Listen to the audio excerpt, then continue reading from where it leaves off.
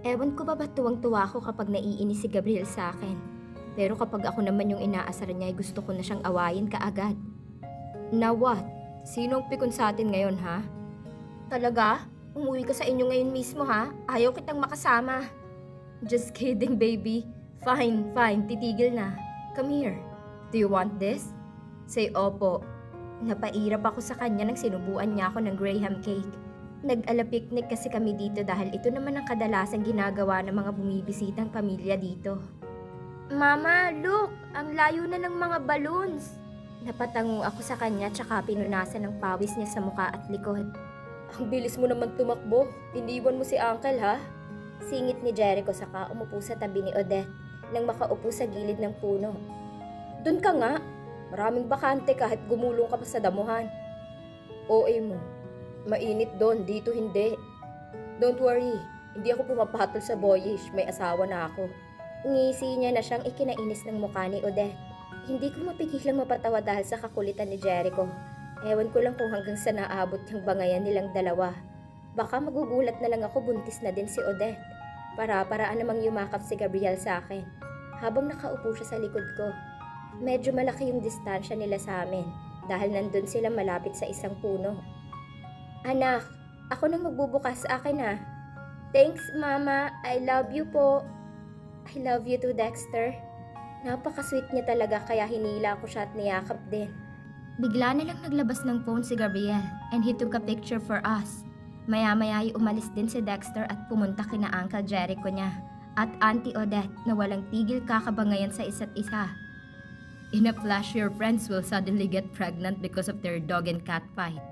Napalingon ako sa kanya at napatingala. Nag-aaway na nga, mabubuntis pa. You know what, Hubby? Jericho and you are different. Hindi naman siguro gagawa ng kalokohan niyang si Jericho kahit magkagalit sila. Unlike you. Napatitig siya sa akin at napakunot ang noo. You? Kanina ka pa. Nagigigil na ako sa'yo, wife. Napabungis-ngis ako nang hinigpitan niya yung pagkakayakap niya sa akin. Tsaka hinalikan yung likod ko. Stop it! Mahiya ka nga, nakatingin sila dito. Tsaka yung anak mo, Gabriel, may mga tao din dun, oh. I don't care. Come here, I want to kiss you. Inggitin natin sila. Napahalakak ako sa sinabi ni Gabriel. Just kidding, I love you. Bulong niya sa akin at nakikiliti ako sa ginagawa niya. And at the same time, kinikilig ako at hindi matutumbasan yung sayang nararamdaman ko ngayon. This guy makes me feel happy. I said I love you, wife. I love you too, hubby. Nagtagal pa kami ng ilang sandali at nagpa siyang umalis na dahil pupunta daw kami ng mall after. Napatawa ko kay Gabriel nang inaya niya akong mamili ng mga baby stuffs. Masyado pang maaga. 7 weeks pa lang yung tiyan ko pero mas okay na rin yun. Iniwan muna namin si Dexter kina Odette at Jericho para matigil na yung pag-aaway nilang dalawa. Naglalaro sila sa Quantum nang umalis kami. Dumiretso kami sa baby section. Napangiti ako nang makita ko si Gabriel na tinitingnan yung mga baby crib.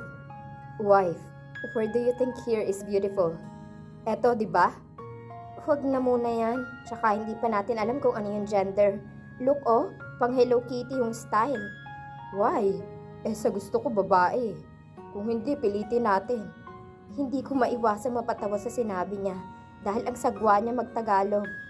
Ewan ko ba napakaslang niya magsalita at napangisi din siya habang inaakbayan ako. Umayos ka nga.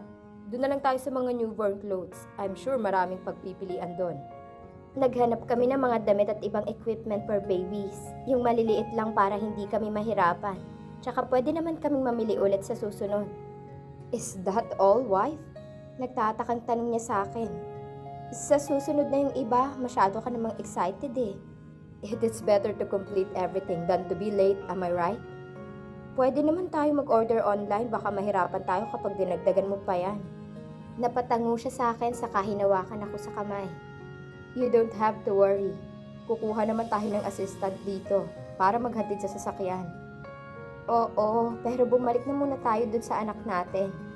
Alright, uuwi na ba tayo agad? Yes, pero may dadaanan pa ako sa bookstore, saglit lang. Napatango siya sa akin habang naglalakad kami pabalik kina Odette. What will you buy there? Color pencils at ibang mga gamit ni Dexter para sa projects niya. Okay, let me do it for our son, okay? Napangiti ako sa kanya nang pinisil niya yung kamay ko. Pumasok kami sa bookstore. Nang makarating kami, ako na yung naghanap ng color pencils at siya naman sa iba pang kakailanganin. Napalingon ako pero hindi ko na siya nakita.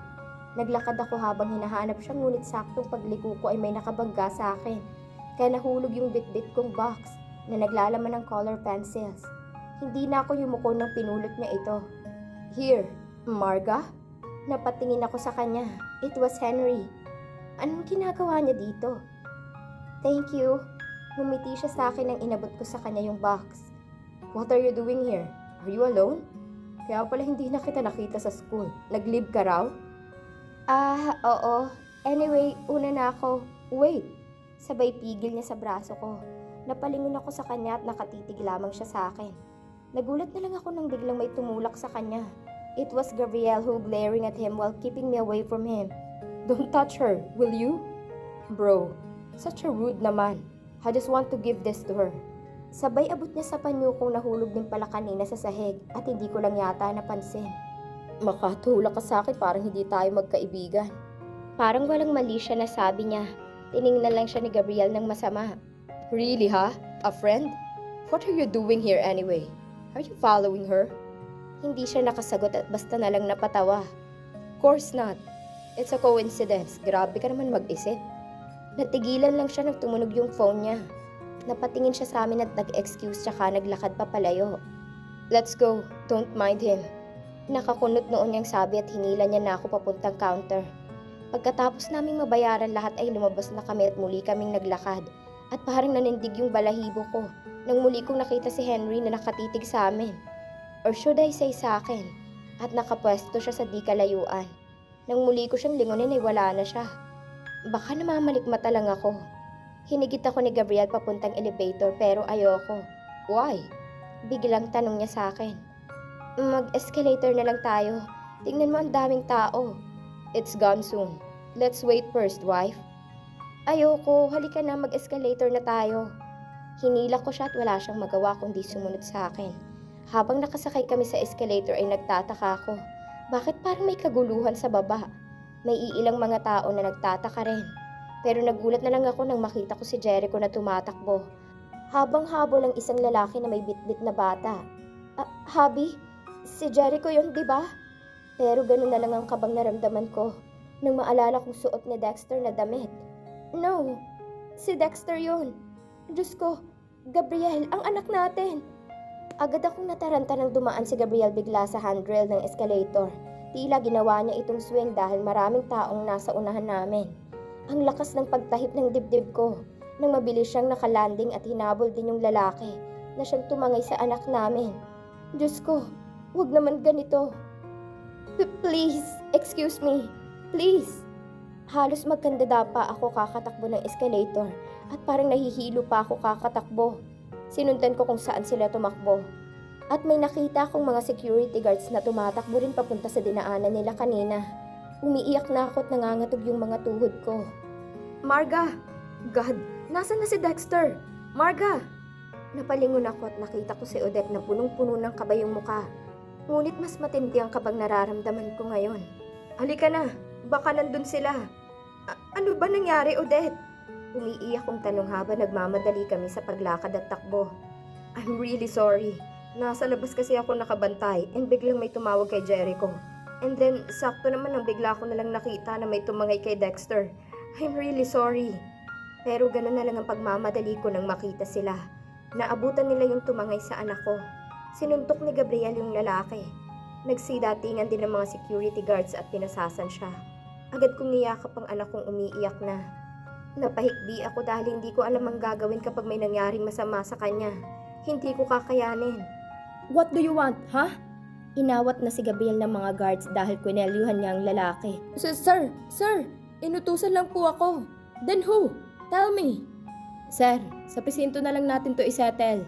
Nandyan na mga pulis sa labas. Diyos ko, sino naman ang walang pusong gagawa nito? Bakit nila kukunin ang anak ko? Nangangatog pa rin ang mga tuhod ko hanggang ngayon.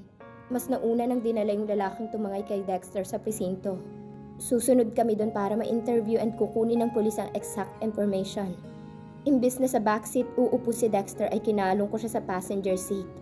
Natatakot pa rin ako hanggang ngayon at hindi ko alam kung bakit nangyayari yon. Pero iisang tao lang ang nasa isip ko. And it was Trina. Siya lang naman ang kontrabida sa buhay ko. Pagkatapos kasi ng pangyayaring i-frame up ako sa mansyon at pagbintang ng magnanakaw, ang sabi ni Jericho hindi na daw siya nagpakita pa doon. Agad kaming bumaba sa kotse at kinuha ni Gabriel si Dexter sa akin. Sumunod din sina Jericho at Odette. Pero papasok pa lang kami, mukhang nagkakagulo na sa loob. Ganun na lang ang galit ni Gabriel nang malamang nakatakas daw ang lalaki pagbaba kanina sa backup car. Napanganga na lang ako dahil hindi ako makapaniwalang nakatakas pa yon. "Will you explain this to me, Mr. Sergeant?" Malamig na boses na sabi ni Gabriel. "I'm really sorry, sir. Pero mabilis kasi itong nakatakbo pagkababa ng sasakyan. At nang hinabol nila ay huli na ang lahat. Dahil may sasakyan na pumarada. At dahil doon, nagkaroon siya lalo ng pagkakataong makatakas." "Paano nangyari yun?" Takang tanong ni Jericho. "I think this is really well planned, sir. Don't worry. Makikaugnay ho ako sa kalapit station na mag-conduct ng checkpoint." "I hope so. I will give 5 million rewards para mahuli ang lalaking yun. At para mapaamin kung sinong tumutulong sa kanya." Sabi ni Gabriel at puno ng galit ang mga mata niya. Napatango ang pulis sa kanya at nirecord muna yung nangyari bago kami umalis. Mama, uuwi na po tayo. May bad guy po." Napayakap ako sa kanya habang napatitig si Gabriel sa amin. Tsaka sabay kaming niyakap. "Shh! Don't be afraid, son. I'm here. Daddy will protect you no matter what. Poprotektahan ko kayo ni Mommy." Pagdating namin sa bahay ay nag-contact agad siya sa office niya na hanapin yung lalaki na tumangay kay Dexter kanina sa mall. Pinaimbestigahan niya na rin yung nangyari. Napatingin ako kay Gabriel nang tinitigan niya ng masama si Jericho. "What's that look, ha? Why did you leave him, ha? Mas inuna mo pa yung tumawag sa'yo?" Napakunot noo si Jericho sa kanya at pinipigilan ko na siya bago pa sila mag-away dahil wala namang may gusto sa nangyari. "Gabriel, enough. Walang kasalanan si Jericho dito. Maupo ka nga." Inis niya itong tiningnan. "I didn't know what would happen, Gabriel, okay? Tsaka ilang beses akong tinawagan ni Trina na nasa ospital daw si Jana." "What?" Tanong niya bigla at hindi ko alam ba't bigla na lang ako nakaramdam ng kakaibang sakit. Dahil nakita ko sa mukha niya ang pagkabigla. I don't want to jump into conclusion, but hindi ko maiwasang masaktan. Napayuko na lang ako. Ano naman ang pakialam ko kung nasa ospital yung kapatid niya? Obligasyon ko ba yun? Muling sabi ni Jericho. "No, don't say that. Mag-isip ka nga. I will call Jana then." "What? Para ano pa? Ikaw ang mag-isip, Gabriel." Sabay tingin ni Jericho sa akin, ngunit nanatili lang akong tahimik. Buti pa si Jericho may pakiramdam. "Tumigil ka nga." Bigla na lang pumait yung lalamunan ko. Gustong gusto kong maiyak nang sabihin niya yon. At tila pinagpira-piraso yung puso ko dahil sa nararamdaman kong sakit. Talaga? Gagawin niya yan sa harap ko? Napaka-unaware naman niya. Nakatitig na masama si Odette kay Gabriel. At nakita ko kung paano niya ako tinitigan na tila naaawa siya sa akin. At yung mukha niya parang mananakit ng tao. Narinig kong ilang pag-ring sa kabilang linya bago nito sagutin ang tawag niya. "Hello, Jana. Are you okay? Nasa ospital ka daw." Yun na ang huling narinig ko dahil agad akong tumayo at dali-daling pumasok ng kwarto. Hindi ko pa nasara yung pinto ay bumagsak na agad ang mga luha kong kanina pa gustong lumabas. Bakit ganon? Parang pinipiraso ako ng sandaling yon. Bakit ganon? Akala ko mahal niya ako, pero bakit alalang-alala siya kay Jana? Hindi kaya si Jana pa rin yung mahal niya hanggang ngayon? Baka ginagamit niya lang ako dahil gusto niyang kunin si Dexter sa akin. Napapikit ako at napahikbi. Ngayon lang ako nakaramdam ng ganito kasakit. At sobrang sama ng loob ko kay Gabriel. Kung makatawag kasi siya doon ay parang wala ako. Harap-harapan niya akong sinasaktan. Paano pa kaya sa susunod? Tama ba ang desisyon kung tinanggap ko siya ng ganun kadali? Na pinatawad ko agad siya ng madalian? Kasi kahit anong pigil ko sa mga luha ko, hindi ko kayang pigilan dahil nasasaktan ako. Nasasaktan ako dahil gusto ko siyang pigilan at sabihin, "Hello, nandito ako." Pero wala akong nasabi, kaya pakiramdam ko tuloy pinaglalaruan niya lang ako. Mabilis ako nagpahid ng mga luha at inayos yung iilang damit sa closet nang marinig kong pagbukas ng pinto. "Wife," tawag ni Gabriel sa akin, pero hindi ko siya nilingon.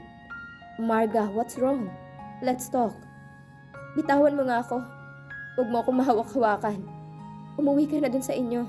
At huwag ka nang bumalik pa. Nangunot ang noo niya dahil sa sinabi ko. Inalis ko yung kamay niya pero ayaw niya akong pakawalan. Bigla na lang niya akong hinila at niyakap. Kaya napahikbi ako at pilit ko pa rin siyang tinutulak. Let me go! I hate you! Wife, don't say that. Bitaw sabi. Ayokong maiyak sa harap niya dahil pakiramdam kong hina-hina ako. Pero hindi ko kaya magpigil ng luha dahil kumikirot na yung puso ko. Don't cry. I'm sorry, okay? I'm really sorry. Sorry? Dahil ano, Gabriel? Dahil siya pa rin? Ha? Doon ka sa kanya. Kaya ko mabuhay nang wala ka. Inis ko siyang tiningala dahil mukhang natatawa siya sa itsura ko. Pinagtatawanan niya ako dahil isa akong martir na naniwala agad sa lahat ng mga kasinungalingan niya. No, listen to me, wife. I called her because I want to. Lumabas ka dito. Kakapal lang ng mukha mo. Huwag mo akong kausapin. Tinulak ko siya pero hindi ako ganun kalakas para lang pagtabuyan siya. Ang kapal talaga ng pagmumukha niya dahil nagawa niya pang pahiran yung mga luha ko. Tinabig ko yung kamay niya nang inayos niya yung buhok ko na halos nagkagulo na. Listen to me first, Marga. Ayoko. Umalis ka na ngayon din. Doon ka sa lahat ng babae mo. Hindi kita pipigilan. At hindi ko natuloy ang pagsasalita ng inangkin niya nang mabilisan yung labi ko. Galit ko siyang tinitigan na pinakawalan niya na ako. I called her so I could have access to where she really is. If she is in the hospital. But she's not there. Nasa Baguio daw siya, so it means it was a part of plan. But I know that Trina was the mastermind of what happened earlier. And I also asked my staffs to investigate to stop her from whatever she was planning. Did you get it? Inis ko siyang tinulak. Wala akong pakialam kahit ano pang sabihin niya. Basta naiinis ako sa ginawa niya. Love, you should ask first before you jump into jealousy. Talaga? Hindi mo man lang sinabi sa akin? Narinig kong mahinang pagtawa niya. Tsaka niya ako niyakap. Tinulak ko ulit siya pero hindi niya hinayaang makawala ako sa kanya. I never thought you were so jealous, huh? Because of that, you make me fall for you more and more, wife. I love you so much. And I'm sorry if I stepped a wrong move earlier. Don't be jealous with her. And you're right. I should consult you first before I called her. But please, wag ka na magtampo, love. Mahal na mahal kita, Marga. Ayoko nang maghanap ng iba. Dahil ikaw lang ang mamahalin ko hanggang huli. Dahil sa sobrang inis at kilig ko'y kinurot ko siya sa tagiliran na siyang nagpahiyaw sa kanya at tumawa pa siya ng malakas. Sana mahuli na ang taong gumawa nito sa anak ko at sana maging masaya na ako ng tuluyan. At dito na po nagtatapos ang kabanata ng ating kwento. Maraming salamat po.